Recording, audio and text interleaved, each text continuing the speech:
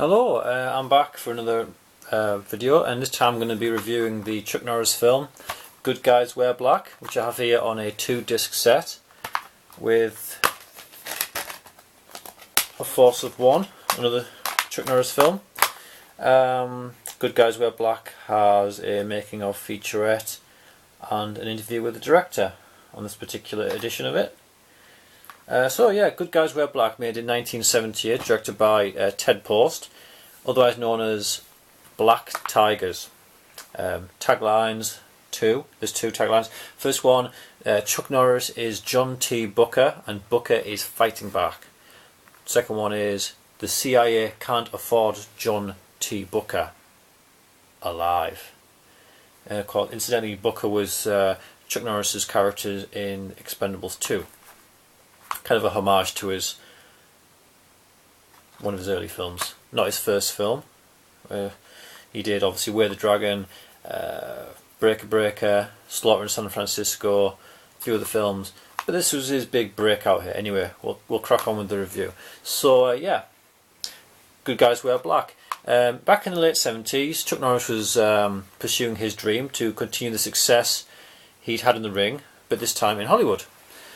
Receiving the acting bug after his legendary appearance battling Bruce Lee in Way of the Dragon, he featured in a few small fighting roles in various films. Played the main villain in the awful, low-budget Godfrey Golden Harvest film Yellow-Faced Tiger, aka Slaughter in San Francisco, before making his leading man debut in the film Breaker Breaker.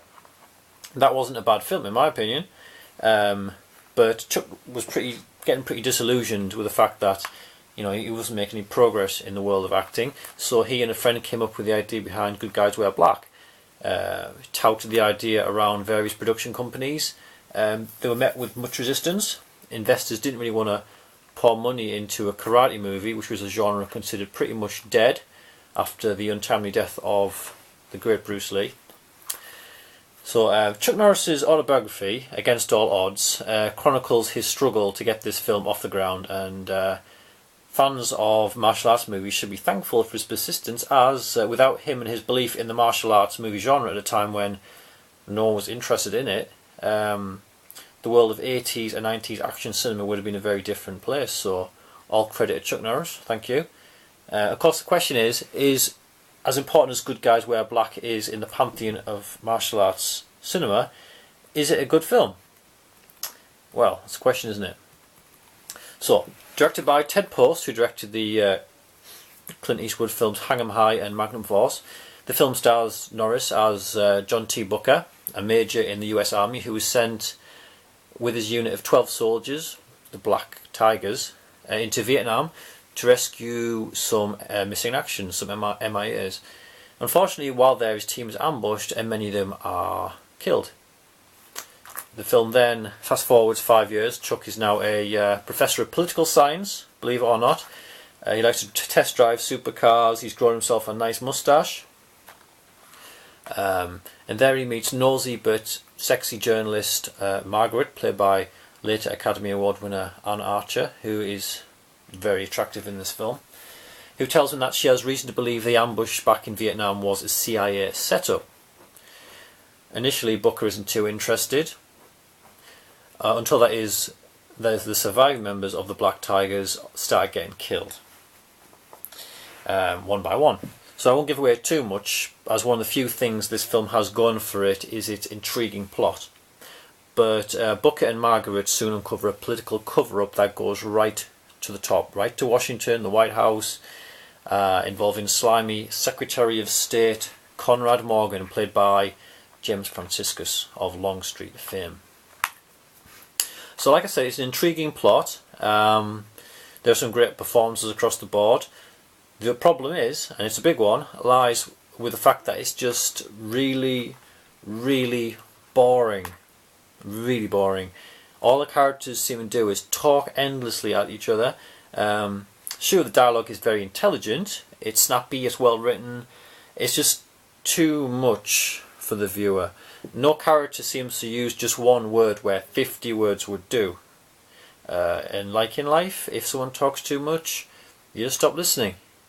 So to give Norris credit, he mentions in his autobiography that he noticed this problem himself, and his friend Steve McQueen brought this to his attention, and Norris's later movies show that he listened to this criticism, as, you know, a character doesn't have to babble constantly to be memorable.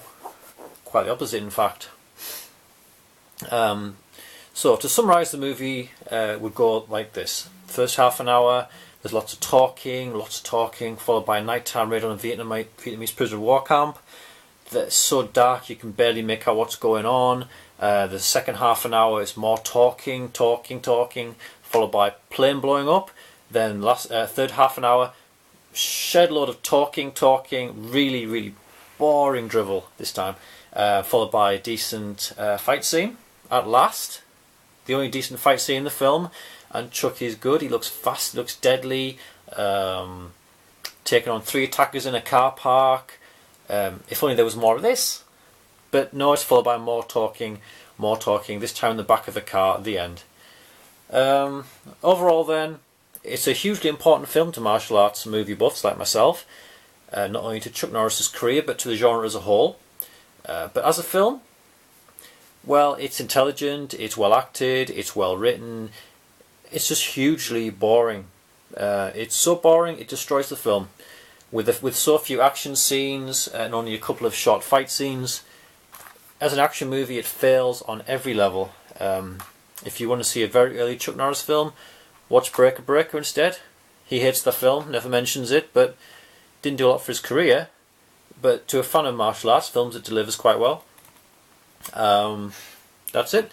Points of interest I noted along the way whilst watching it. Number 1, Chuck Norris looks kind of uncomfortable wearing baseball caps, I've noticed. They kind of perch precarious on top of his head. That's probably why he wears a lot of cowboy hats in his later films. Number 2, this was Chuck's first collaboration with his brother Aaron, who is a fight choreographer.